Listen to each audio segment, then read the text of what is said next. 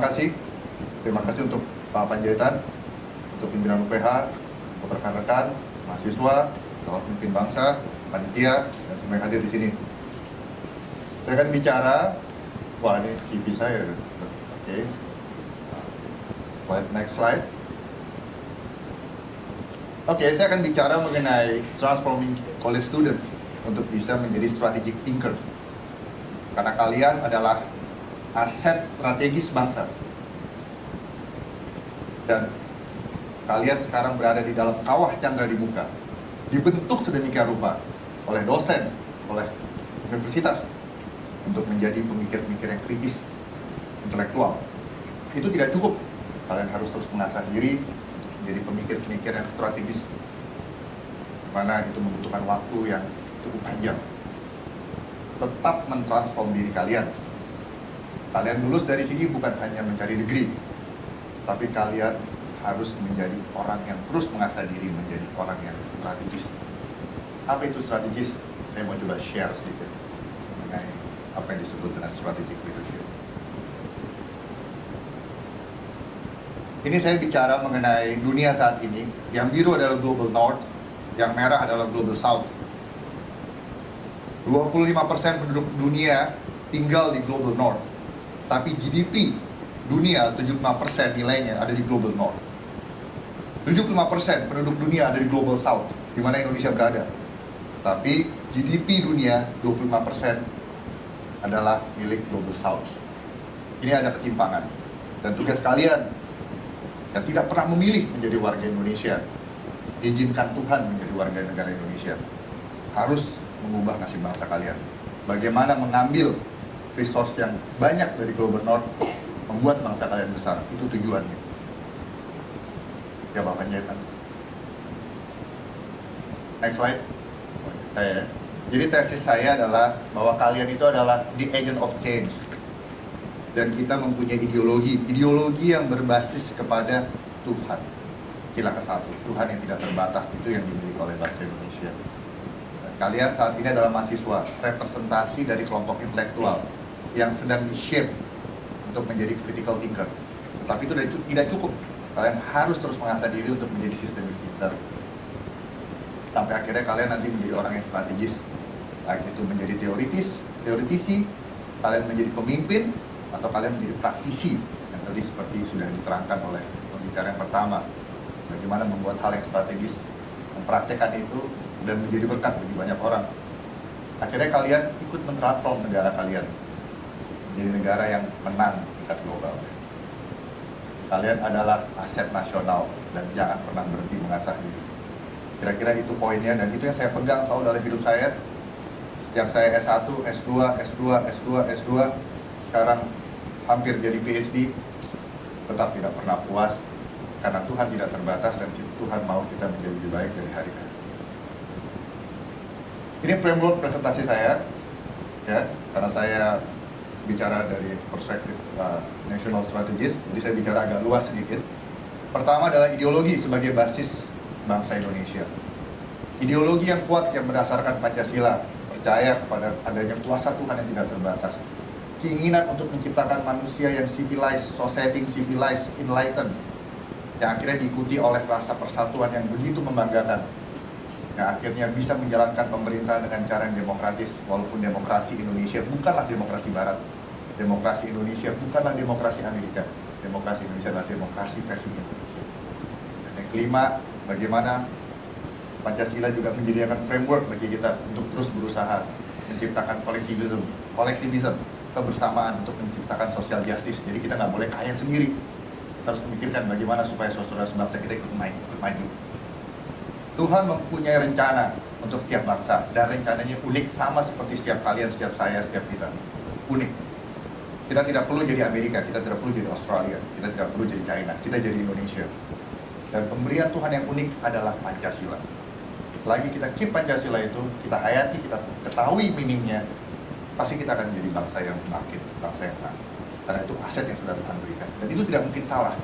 Jadi kalau ada yang mau ganti ideologi Pancasila, sebenarnya dia melanggar apa yang the only science God already provide. Karena dia tahu future bangsa Indonesia, setiap bangsa ke depan. Kalau kalian sekarang ada di posisi critical thinking, right? Kalau kalian sekarang ada di posisi ini, critical thinking, ini tidak cukup. Dalam proses kalian harus di-shape menjadi seorang yang berpikir dengan sistem. Seorang yang berpikir dengan sistem, yang mencintai bangsanya, yang dilatih untuk menjadi critical thinker di University of Pelita Harapan saat ini. Pada saatnya kalian akan menjadi agent of change yang berkontribusi terhadap strategi nasional secara umum. Baik ada yang menjadi pakar di bidang board game, di bidang IT, di bidang cyber, di bidang ekonomi, finance, atau yang mau jadi diplomat nantinya. Tuhan memberikan potensial national power pada Indonesia. Negara yang luas, teritori yang luas, natural resources yang luas, natural resources yang kaya, dan juga penduduk yang begitu besar. Bagaimana ini transform menjadi kekuatan nasional yang real? Kekuatan politik, ekonomi, sosial, kekuatan teknologi, kekuatan cyber. Ini tantangan kita. Dan inilah yang membuat kita menjadi bangsa pemenang. Ini adalah tugas pemerintah, instrument of national power. Jadi bangsa yang menang adalah bangsa yang punya real national power yang kuat. Bangsa yang punya potensial national power belum tentu menjadi bangsa pemenang. Kita punya teritori yang luas, kita punya kekayaan alam yang begitu banyak, masyarakat yang begitu, population yang begitu luas, begitu banyak. Tapi itu tidak otomatis membuat kita menjadi bangsa pemenang. Kita harus bisa mentransformnya, ini tantangan kita bersama. Pemerintah yang kuat juga tidak menjamin suatu bangsa akan menjadi winning nation. Bangsa yang kuat akan menjadi winning nation. Bangsanya yang harus kuat, bukan kekuatan potensialnya atau pemerintah. Next slide, karena cuma 18 menit. Tadi saya sudah terangkan frameworknya, ideologi kita, Pancasila, karena besok juga 1 Juni ya. Nah, jadi ini ada pemikiran seperti ini. Kalau kalian sekarang ini dalam tahap sebagai critical thinker, kalian harus terus men-shape diri kalian dengan pemikiran sistem. Pada saatnya kalian akan menjadi creative thinker. Kalau kalian sudah menjadi creative thinker, barulah kalian menjadi strategic thinker. Kalau kalian sudah bisa menjadi strategic thinker, barulah kalian bisa melakukan hal yang strategis. Jadi untuk bisa menjadi strategis, kalian harus bisa menjadi kreatif. Tadi sudah disampaikan pembicaraan pertama, menggabungkan berbagai hal, akhirnya menciptakan board game. Gojek itu kan tidak divergent berpikirnya. Ada motor, ada ojek, ada kemacetan, ada orang butuh di delivery, ya. Dengan kondisi sosial masyarakat Jakarta yang begitu kompleks, akhirnya diciptakanlah Gojek. Akhirnya itu adalah hasil fusi, hasil penggabungan dari berbagai macam komponen dalam satu sistem. Next slide. Ini frameworknya, ya. Kalian saat ini ada di sini, critical thinking. Apa sih critical thinking? Berpikir kritis, dilatih di setiap fakultas, ekonomi, teknik, fisip, dan lain-lain sebagainya, termasuk di art. Tetapi kalian harus bisa berpikir in time, thinking in time. Mengetahui sejarah, bisa mengetahui kenapa sekarang ini ada seperti ini. Tadi pembicara pertama bilang sejarahnya board game. Kalian tidak harus menjadi historian, tapi kalian harus menjadi savvy user of the history. Jika kalian adalah mahasiswa HI, kenali world order sejarahnya seperti apa. Jika kalian mahasiswa teknik, kenali perkembangan teknologi dari zaman ke zaman. Jika kalian mahasiswa filosofi, pelajari perkembangan filosofi. Berpikir in time, it's very important to shape you as a strategic thinker. Supaya kalian bisa melihat ke depan. Untuk bisa melihat ke depan, kalian harus bisa melihat ke belakang. Yang berikutnya, harus bisa belajar berpikir sintesis, berani menggabungkan berbagai hal. Yang berikutnya, mampu berpikir sistem dan kreatif, akhirnya mampu melihat masa depan, future. Tidak mungkin kita bisa melihat future atau kreatif kalau kita tidak melewati tahapan-tahapan ini. Dan tidak mungkin kita bisa melewati tahapan ini kalau kita tidak ada kemauan yang keras untuk terus mengasah diri. Dengan kemampuan ini, kita diberikan kemampuan untuk bisa introspeksi diri, melihat keadaan sekarang. Ini bahasanya environmental scanning. Diri kita sekarang, organisasi kita, ya. Di sini ada current environment, kondisi sekarang, dan juga akhirnya memampukan kita untuk membuat judgment. Apa sih yang perlu kita buat ke depan supaya kita being kompetitif? Karena kita sudah bisa melihat ini. Kalau kita hanya melihat kritis saja, kita belum bisa akan melihat sejauh itu. Dan di sini ada fondasinya. Fondasi pertama adalah setiap orang itu mempunyai strength and weakness. Kita mempunyai bias.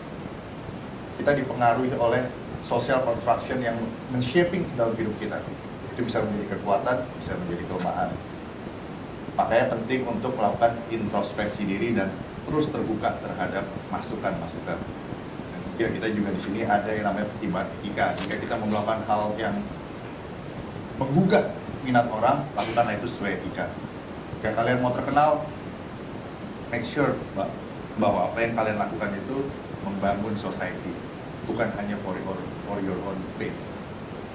Dan board game ada gunanya, membangun persaudaraan, membangun orang-orang yang tadinya berpisah-pisah menjadi bersama, disatukan lewat permainan board game. Seperti itu misalnya. Right? Akhirnya ada 14 atribut, ya. Saya singkat aja. Ini adalah intuitive thinking, system one thinking. Ini bicara mengenai conscious mind kalian, subconscious mind kalian, dan juga insting. Yang kedua, ini bicara mengenai kemampuan kalian untuk mendeliberate, melakukan komunikasi, menggunakan language yang tepat, sehingga kalian bisa meyakinkan orang. Kalau kalian punya ide, kalian nggak bisa deliberate ke orang, itu juga nggak jalan idenya. Nah, sehingga di sini ada 9 kemampuan untuk melihat environment yang sebenarnya volatil, uncertain, kompleks, dan ambiguity, penuh dengan ambiguity. Ya, kita harus bisa melihat keadaan itu secara setajam mungkin. Kita harus mempunyai conceptual capacity, kemampuan untuk mengambil informasi dari luar dan dalam, dan mengambil meaningnya, dan mentranslate meaningnya ke orang lain, sehingga orang lain mengerti. Nah, itu disebut dengan conceptual thinking, how to think, not what to think. Yang ketiga adalah mental modes yang terus diimprove. Seorang strategis mempunyai mental mode yang harus terus diimprove dan lebih kompleks. Harus mempunyai cara pikir yang lebih tajam, lebih luas, lebih dalam daripada orang yang dipimpin. Seorang pencipta board game, pasti beliau udah tahu cara pikir orang-orang yang suka main game. Harus lebih ke depan langkah berpikirnya, betul kan, Steven? Self-awareness, harus terus introspeksi diri, fokus kepada masa depan, dan melakukan refleksi terhadap apa yang kurang dari diri kita, apa yang terjadi di masa lalu, dan juga refleksi ini banyak didapat kalau kita sering baca atau sering menulis. Ya, kita berpikir 2-3 kali sebelum melakukan sesuatu. Perspective makers, artinya kita jangan gampang-gampang nih mengambil perspektif orang, tapi kita berpikir bagaimana kita harus mengambil perspektif, dan perspektif itu kita translate ke orang, dan orang itu mengikuti apa yang kita mau arahkan. Jadi jangan gampang tertipu oleh hoax dan contohnya. Tapi bagaimana kita mengambil perspektif, men-shapingnya, dan membuat orang mengikutinya. Kalau menurut Peter Drucker, cara yang paling gampang untuk mengantisipasi masa depan adalah dengan menciptakan masa depannya. Jadi masa depan itu kalian yang ciptakan, by the grace of God. Ya, dan kita harus bisa melihat dari berbagai perspektif, multidimensional order of everything. Next slide. Nah, ini mengenai strategic thinking, ya, bahwa kita bisa melakukan sesuatu yang berimpact strategis, belum tentu kita strategic thinker. Ya, strategic thinker itu harus mampu berpikir dengan multidimensi, berpikir jauh ke depan, melakukan introspeksi yang dalam, bisa mempengaruhi orang untuk melakukan hal yang lebih baik, membangun diri dan membangun society dan bangsa, bahkan bangsa negaranya. Di tengah-tengah kondisi yang volatile, uncertain, kompleks, ambigu. Ini mengenai strategi dan national strategi, ya. Strategi itu bicara dengan beda dengan planning. Apa yang tadi diceritakan oleh Steven, itu bagaimana strategi itu direalisasikan di dalam bentuk board game. Suatu kreativitas yang begitu tinggi. Strategi berbeda dengan planning. Strategi adalah wilayahnya seorang jenius. Dan saya salut untuk Steven yang sudah bisa seperti itu. Tadi presentasinya bagus. Dan ini tugas kita bersama untuk mengubah bangsa kita. Bagaimana mengubah dari yang potensi Tuhan kasih menjadi potensi yang real. Right? Inilah kondisi bangsa kita. Kita bersaing di dunia internasional dalam hal ekonomi, politik, cyber, psikologi, dan teknologi. Tanggung jawab kita, kalian kelompok intelektual. Kalianlah tulang punggung bangsa untuk bisa membawa Indonesia besar dan bahkan bersaing dengan global north. Baik. Ini ada contoh mengenai jetpack, bagaimana diciptakan jetpack dari dulu mimpi tahun 90 sampai akhirnya menjadi real seperti ini. Ya, ini ada Back to the Future. Nanti pun ini ada dimensi darat, laut, udara, teknologi digabung. Ini nanti militer juga bisa pakai ini. Ya jangan sampai nanti teroris pakai ini. Ya. Nah ini flying popper.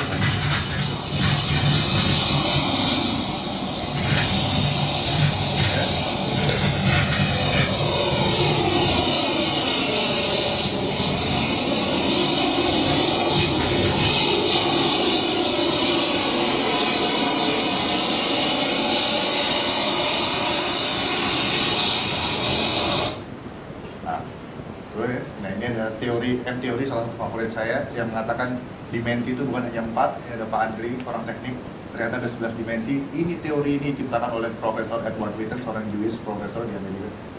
Ini sangat berguna dalam perkembangan teknologi. Next, selanjutnya di sini ada satu quote dari Dr. Carolyn Leaf. If you teach a person to think deeply, they can do anything. Jadi inilah yang saya harapkan kalian bisa memberikan better advice, bisa menciptakan better strategy for your nations, bisa berkontribut untuk the wealth of your nations, dan berikutnya kalian bisa suatu saat memimpin secara strategis. Belajar dari Pak James Riyadi, strategic leaders, multitasking. God bless Indonesia, who thinks win, who dares win, the winning nations, the thinking and the daring one. Kalau menurut Profesor Lawrence Friedman, God is the superlative strategist. With God everything is possible. Terima kasih untuk kesempatannya, 17 menit pas, 18 menit kurang 1. Terima kasih.